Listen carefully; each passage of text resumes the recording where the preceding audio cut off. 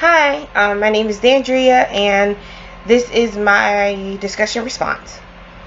The public sector might suffer because some of the people who work in these areas would like more from their jobs. So, for my opinion, there are so many up and coming professionals that want to do things in their communities, instead of just sitting behind a desk doing a 9 to 5. They want to see their work make a difference.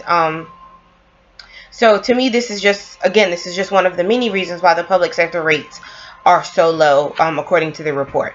Another reason that the public sector suffers is because, according to the Washington Post, there is a concern for whether or not the agency is affected by politics. There are so many politics in the public sector that it does make sense for this question to be a valid one, or for it to even be one.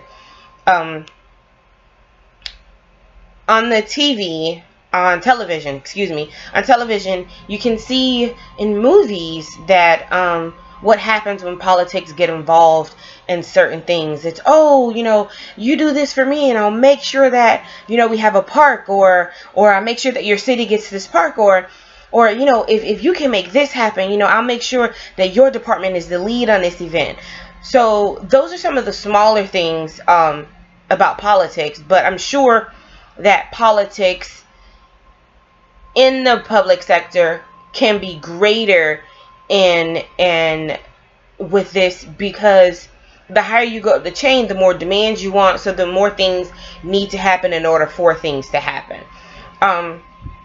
So there are other things that was stated in the article that I was reading, that companies with highly engaged workers have higher productivity, higher quality, lower cost, and lower turnover.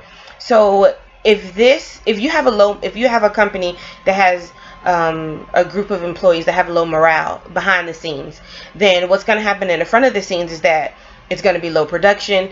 People are going to see it. Your customer service is going to be poor, which goes back to higher turnover, just things of that nature. So it goes with being able to effectively lead. So as the other chapters that we've read, it talks about leadership. I'll go on to talk about leadership later. So if you have high morale in a company or organization, then you have people that are more committed to you. You have people that will stay there for you, for the company, for the leader, even if the pay isn't bad. Even if the pay is bad. On the report, it doesn't say that the complaint was about pay. So that means that the pay is good, but the company sucks so bad that they don't even want to work there. So if there was a way the leader could make it better for them, I think that would be great.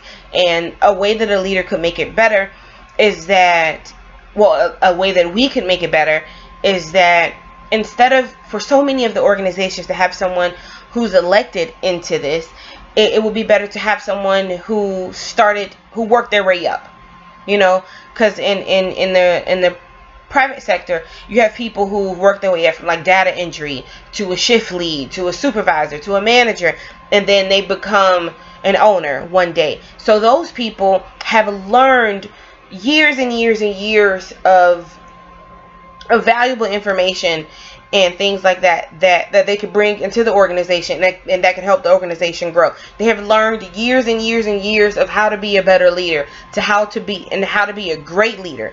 So those people have leadership skills. Those people come from business backgrounds, business as in working in a business. Those people are not just a pretty face with $100,000 saying, vote for me, I'll be the best president for, I don't know, whatever company is out there. I think that if we start from within and promote from within, then that'll be better, instead of just having people that are elected. And so to me, those are the reasons why the public sector suffers more than the private sector.